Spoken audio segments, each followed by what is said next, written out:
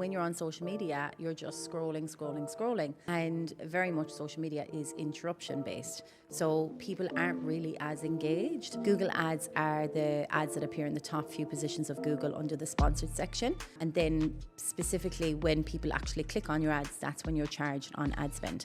When it comes to SEO, then you can think about SEO as being like, we are going to take your car to the mechanic. You can figure out everything that's wrong with the car.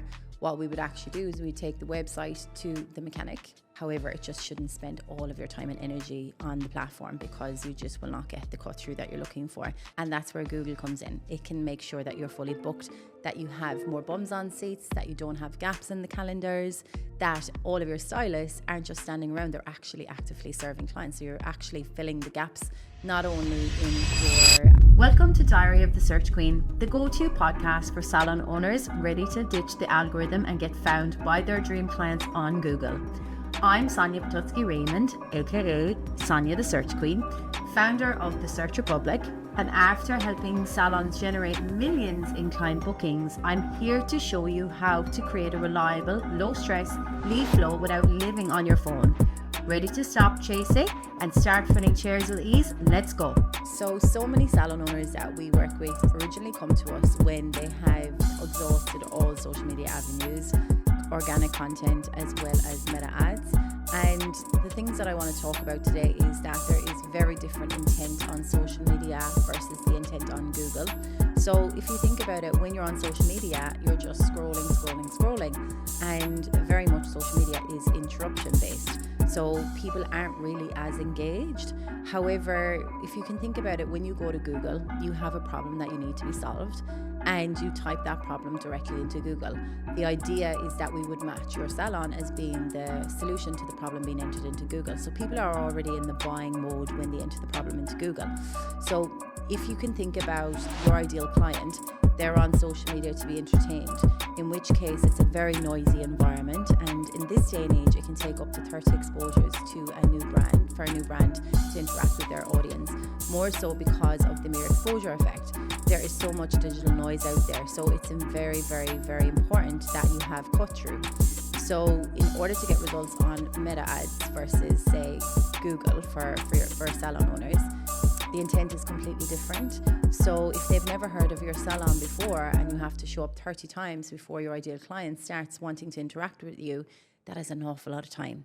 However, on Google, people are waiting for you to solve their problems because that's what they go to Google for. So if you can think about a blonde specialist near me, or balayage near me, or blonde specialist Perth, or blonde specialist Gold Coast, people have an intent to buy. So you can grab your ideal client as soon as they're ready to follow through with their inquiry. And this works incredibly well for a lot of our salon owner clients. Now, the thing is, what we need to remember as well is that when people come on to Instagram or Facebook, for example, they're looking for inspiration. They're not necessarily in the buying mood unless you actually obviously solve their problem very well with the creative.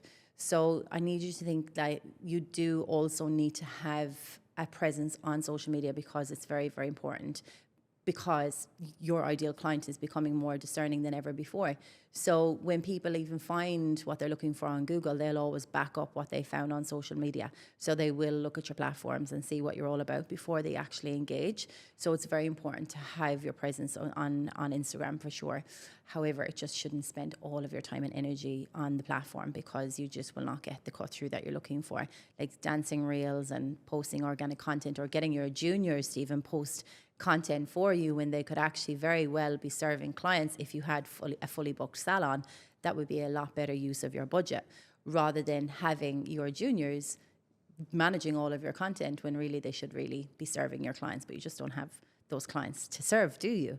And that's where Google comes in. It can make sure that you're fully booked, that you have more bums on seats, that you don't have gaps in the calendars, that all of your stylists aren't just standing around, they're actually actively serving clients. So you're actually filling the gaps, not even just in your own books, but also all of your other stylists that are standing around. You won't have that problem anymore. Now, why relying on social media also leads to burnout is because I see so much of my salon owners, they have inconsistent bookings when they first come to us. So they're very stressed out. They're awake, sleepless nights. All they want to do is spend time with their beloved family. They really want their team to be fully booked. They don't want the business that just relies on them to drive it forward. So I would love for you to think of your Google strategy as a way to give you that consistent bookings and fill those gaps in the calendar that so desperately need to be filled. Now, real examples that we have is we have had, honestly, it's nearly the same common thread. We have these salon owners that come on board. Specifically, I can speak to Coastal Blondes. They used to do meta ads for their salon, and they ended up discounting their services heavily in order to get more bums on seats, but they're the wrong type of clients that weren't willing to pay for their premium service. So if you think about that, you can actually attract your ideal client willing to pay for your ideal service by means of your Google strategy. That is exactly what we do for clients. Now, Kerry from Coastal Blondes, she actually enjoys clients coming to her specifically for their luxury premium services, care extensions, and she never had those people coming through the door. Everybody that was on Meta and the leads that they were getting were just looking for a discount, not necessarily after the premium service, which is where it flips the script with Google, because you can attract more of your premium clients ready to pay what it is in the services that you offer. So isn't that a better strategy to scale your salon rather than low-hanging fruit that is just wanting a discount and are actually nightmares to work with? We all want our ideal clients. I can guarantee that for sure. Quick break. If you're a salon owner, sick of posting every day with nothing to show for it, or you're staring at the gaps in the books again next week, well, we can help. So book a free call with my team using the link in the show notes, and let's map out a Google strategy that brings in dream clients without the daily hustle. Now, back to the episode. Now, when it comes to Google Ads and SEO for salon owners, the reality is that it would be the ideal case scenario to do both. Now, some people say to me, okay, you know, I just want more bums on seats, that's all I care about. Or some other salons come to us and they're like, we're looking at long-term growth and instant growth as well. In which case, it kind of depends on which is your objective of wanting to, you either to be fully booked now or you're consistently wanting to scale the salon. So if you have the budget to do both Google Ads and SEO, my recommendation would be to do both. So to just explain the difference between Google Ads and SEO, Google Ads are the ads that appear in the top few positions of Google under the sponsored section. And then specifically when people actually click on your ads, that's when you're charged on ad spend.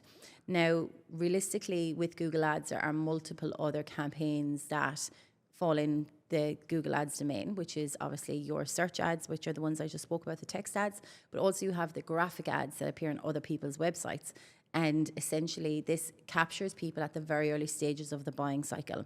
This is called a display campaign, whereby if you can visualize, somebody's looking for like top tips for blondes to maintain my color over summer, and they're on a blog, and then all of a sudden you have a banner that pops up with a really gorgeous image of like this lived in blonde image and your what your messaging is, and maybe it might be a promo or it might be call to action to get them to book an appointment with you.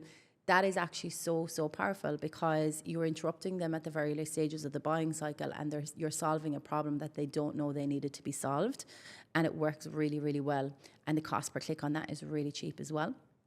Now, we also have remarketing that sits under Google Ads as well, which basically anyone that's come on your website that haven't actually fulfilled with their inquiry, it can actually stalk them for a period of 60 days, reminding them to come back on the website and make their booking with the salon.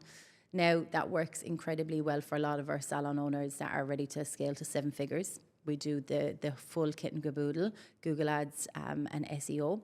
And the 3 specific campaigns I just mentioned are search, display, and remarketing.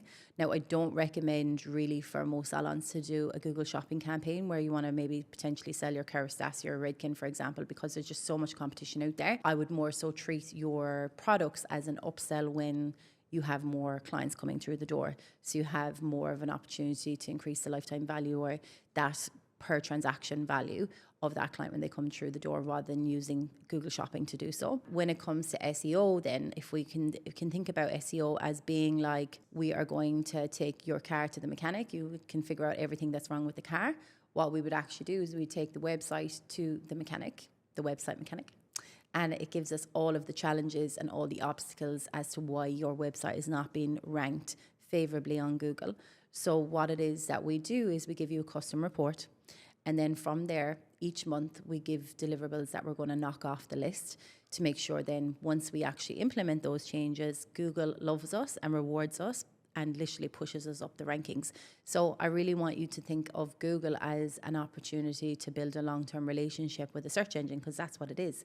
But if you can think of it as when you first meet somebody that you're dating, you're not going to trust that person straight away. You're going to take your time to get to know this person. Google is the same. So the more that you can give Google what it wants, it will give you your happily ever after, and will finally drop the name propose. And you'll get a flood of new leads for a fraction of what you ever thought possible. And that will truly be able to scale your salon. So what I would like to close with is that you don't need to be everywhere. You just need to show up where your clients are already searching. And that is Google. If today's episode spoke to your salon soul, then hit subscribe so you don't miss the next round of strategy and support. For more help filling your books without the burnout, then check the show notes and you'll find a link to the Search Republic, where we build simple Google strategies that actually work. And if we're not already connected, come and say hi to me on the gram at Sonja the Search Queen, and I'd love to hear what landed for you today.